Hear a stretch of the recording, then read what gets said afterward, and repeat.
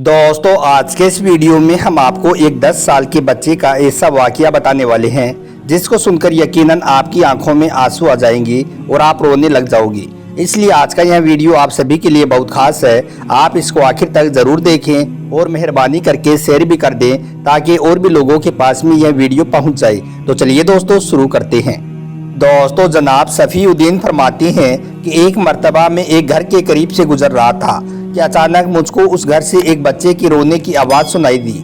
उस बच्चे के रोने की आवाज़ में इतना ज़्यादा दर्द था कि मैं अपने आप को रोक नहीं पाया और मजबूरन मुझे उस घर में दाखिल होकर मालूम करना पड़ा कि आखिर उस घर में क्या हो रहा है।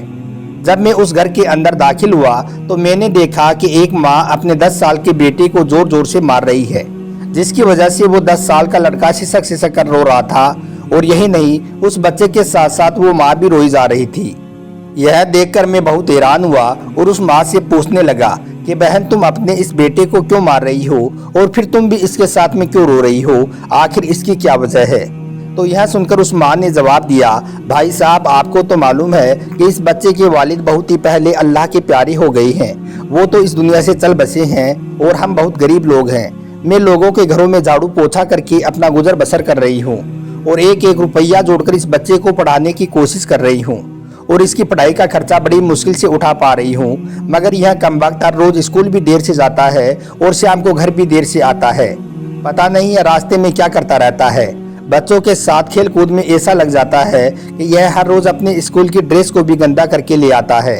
वो औरत कहने लगी कि भाई साहब, इसी गुस्से की वजह से मैं इसको मार रही हूँ ताकि इसकी अकल ठिकाने आ जाए और यह अपनी पढ़ाई में ध्यान देना शुरू कर दे। दोस्तों, जनाब सफ़ीउद्दीन फरमाते हैं कि यह सुनकर फिर मैंने उस बच्चे को और उसकी माँ को दोनों को थोड़ा समझाया और फिर मैं अपने घर की तरफ चल दिया। फिर दूसरे दिन सुबह सुबह मैं सब्जी लाने के लिए सब्जी मंडी की तरफ गया। मैं सब्जी मंडी में सब्जी खरीद ही रहा था कि इतने में मेरी नज़र उस 10 साल के लड़के पर पड़ गई जो हर रोज़ घर में अपनी माँ से मार खाता है। मैंने देखा कि वो लड़का अपने स्कूल की ड्रेस पहने और अपना स्कूल का बैग साथ लिए सब्जी मंडी में इधर उधर घूम रहा है। फिर मैंने देखा कि जो दुकानदार अपनी दुकानों के लिए सब्जी खरीदकर अपनी बोरियों में डाले जा रहे हैं तो उनसे कोई सब्जी ज़मीन पर गिर जाती, यानी कि जैसे कोई आलू गिर गया या कोई टमाटर गिर गया, तो यह लड़का फौरन उस गिरी हुई सब्जी को उठा लेता और अपनी झोली में डाल लेता। मैं यह माजरा देखकर बहुत हैरान और परेशान हुआ और सोचने लगा कि यह लड़का इन गिरी हुई सब्जियों का आखिर क्या करेगा। खैर, उसके बाद में उस लड़के को चोरी छुपे देखने लगा कि आखिर यह लड़का क्या करता है, इसलिए मैं उसके पीछे पीछे हो गया। मैंने देखा कि फिर जब उसकी झोली पूरी तरह से सब्जी से भर गई तो फिर वो उनको लेकर एक सड़क के किनारे पर बैठ गया और फिर ऊंची ऊंची आवाज़ लगाकर वो उस सब्जी को बेचने लग गया। मुंह पर मिट्टी, गंदी स्कूल की वर्दी और आंखों में नमी के साथ में ऐसा दुकानदार मैंने अपनी ज़िंदगी में पहले कभी नहीं देखा था। मैं उस लड़के को देख ही रहा था कि अचानक से उस लड़के के सामने वाली दुकान का मालिक अपनी दुकान से उठा और आकर उसने उस लड़के की नन्ही सी दुकान को एक जोरदार पाँव मार दिया और उसकी सब्जी को चारों तरफ बिखरा दिया और फिर उस बच्चे के बाजू पकड़कर उसको एक जोरदार धक्का दे दिया और उसको बुरा भला कहने लगा। मेरा दिल चाहा कि मैं जाकर उस दुकानदार से कुछ कहूँ, मगर इतने में वो दुकान का मालिक वापस अपनी दुकान में चला गया। वो बेचारा नन्हा दुकानदार अपनी आंखों में आंसू लिए वापस अपनी बिखरी हुई सब्जी को इकट्ठा करने लगा और थोड़ी ही देर के बाद में वो वहां से उठा और जाकर एक दूसरी दुकान के सामने डरते डरते अपनी नन्ही सी दुकान को लगा लिया और जोर जोर की आवाज़ देकर फिर से बेचने लगा। हालांकि इस बार वाला दुकानदार उस लड़के को कुछ नहीं बोला और वो अपनी सब्जी बेच रहा था। उसके पास सब्जी थोड़ी ही थी, इसलिए वो जल्दी ही बिक गई। फिर वो बच्चा जल्दी से वहाँ से उठा और सीधा अपने स्कूल की तरफ चल दिया। यह देखकर फिर मैं भी उस बच्चे के पीछे पीछे उसके स्कूल की तरफ चल दिया। मैंने स्कूल जाकर देखा तो उसका उस्ताद उसकी डंडे से पिटाई कर रहा था और वो जोर जोर से रो रहा था।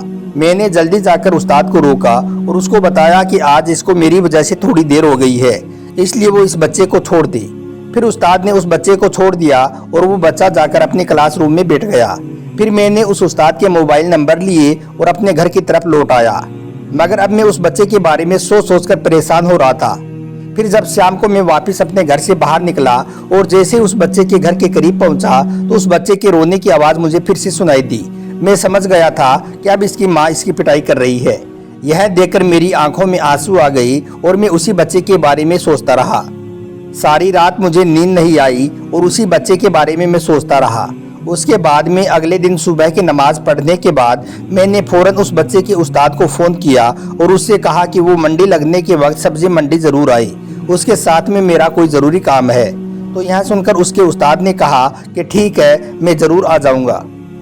उसके बाद सुबह का सूरज निकला और उस बच्चे के स्कूल जाने का वक्त हो गया। वो बच्चा हर रोज़ की तरह अपने स्कूल के लिए तैयार हुआ और सीधा वो सब्जी मंडी अपनी नन्ही दुकान का बंदोबस्त करने के लिए निकल गया। जैसे ही वो बच्चा अपने घर से निकला तो मैं फ़ौरन उसके घर में दाखिल हुआ और उसकी माँ से कहने लगा कि बहन चलो मेरे साथ चलो, मैं तुमको आज दिखाता हूँ कि तुम्हारा यह बेटा हर रोज़ स्कूल देर से क्यों जाता है। इतना सुनते ही वो माँ यह कहते हुए फ़ौरन मेरे साथ हो गई कि आज इस लड़के की खैर नहीं है, आज मैं इसको छोड़ूंगी नहीं। उधर सब्जी मंडी में उस लड़के का वो उस्ताद भी आ गया था। फिर हम तीनों छुपकर उस लड़के को देखने लगे। वो तो हर रोज़ की तरह वैसे ही गिरी हुई सब्जियों को इकट्ठा कर रहा था। इसी बीच हर रोज़ की तरह आज भी उसको काफ़ी लोगों से डांट भी खानी पड़ी थी, मगर आखिरकार उसने अपनी नन्ही दुकान का बंदोबस्त कर ही लिया और एक दुकान के सामने बैठकर उनको बेचने लगा।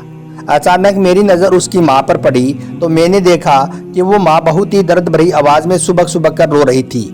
फिर मैंने फ़ौरन उसके उस्ताद की तरफ देखा तो वो भी अपनी आंखों में आंसू लिए रोई जा रही थी। उन दोनों को रोता हुआ देखकर मुझको भी ऐसा लगने लगा था जैसे कि इन दोनों ने इस मजलूम बच्चे पर बहुत ज़्यादा जुल्म किया है। आज उन दोनों को अपनी गलती का एहसास हो चुका था। फिर उसकी माँ रोते हुए अपने घर की तरफ चली गई और वो उस्ताद भी सिसकियाँ लेता हुआ अपने स्कूल की तरफ लौट गया। फिर हर रोज़ की तरह उस बच्चे ने वो सब्जी बेची और वो एक सूट की दुकान पर पहुंचा। बच्चे ने वो सारे पैसे उस दुकानदार को दे दिए। फिर मैंने देखा कि वो दुकानदार आज उसको एक लेडीज सूट देते हुए कहा कि आज तुम्हारे इस सूट के पैसे पूरे हो गए हैं, तुम अपना ये सूट ले लो। फिर उस बच्चे ने वो सूट लेकर अपने स्कूल के बैग में रखा और अपने स्कूल की तरफ चल पड़ा। आज भी हर रोज़ की तरह वो 1 घंटा लेट था, इसलिए वो स्कूल जाते ही सीधा अपने उस्ताद के पास पहुंचा और उस्ताद के सामने अपने हाथों को फैला दिया ताकि वो उसकी डंडे से पिटाई कर दें। मगर आज यह देखकर उस्ताद फ़ौरन अपनी कुर्सी से उठे और फ़ौरन उस बच्चे को गले से लगा लिया और फिर इस कदर रोया कि उनको देखकर मैं भी अपने आंसू नहीं रोक पाया। फिर मैंने अपने आप को संभाला और आगे बढ़कर उस्ताद को चुप कराया और फिर उस बच्चे से पूछा कि ये जो तुम्हारे बैग में लेडीज सूट है यह किसके लिए खरीदा है। तो उस बच्चे ने जवाब दिया कि मेरी माँ के लिए, क्योंकि मेरी माँ के पास में एक ही सूट है और वो भी जगह जगह से फटा हुआ है और मेरी माँ अमीर लोगों के घरों में मजदूरी करने जाती है तो लोग उसके जिस्म को देखते हैं, इसलिए मैंने यह सूट अपनी माँ के लिए खरीदा है। तो यह सुनकर मैंने कहा कि इसलिए तुम अब इसे ले जाकर अपनी माँ को दे दोगे। तो इसके जवाब में उस बच्चे ने जो कुछ कहा उसको सुनकर मेरी और उस्ताद दोनों की आंखों में आंसू आ गए। उस बच्चे ने जवाब दिया कि नहीं, अब इसे मैं ले जाकर लेडीज टेलर को दूंगा इसको सिलने के लिए और फिर वैसे ही थोड़े थोड़े पैसे कमाकर उसको दूंगा और जैसे ही उसके पैसे पूरे हो जाएंगे तो फिर मैं इसे ले जाकर अपनी माँ को दे दूंगा। यह सुनकर हम दोनों फूट फूट कर रोने लगे। दोस्तों, यह कहानी सिर्फ इसी बच्चे की नहीं है, ऐसे हिम्मत वाले बच्चे हमारे आसपास में बहुत सारे मौजूद हैं जो किसी के सामने अपना हाथ फैलाना नहीं चाहते हैं, लेकिन वो बहुत ज़्यादा ज़रूरतमंद होते हैं। आप सबसे ये गुजारिश है कि आप अपने आसपास ऐसे बच्चों की तलाश करें और इनकी कहे बगैर आप उनकी मदद कर दें। बेशक अगर वो मना भी कर दें तो आप किसी न किसी बहाने से उनकी मदद ज़रूर कर दें। याद रखें, अल्लाह पाक को ऐसे बंदे ही बहुत प्यारे होते हैं जो उसके बंदों का ख्याल रखते हैं।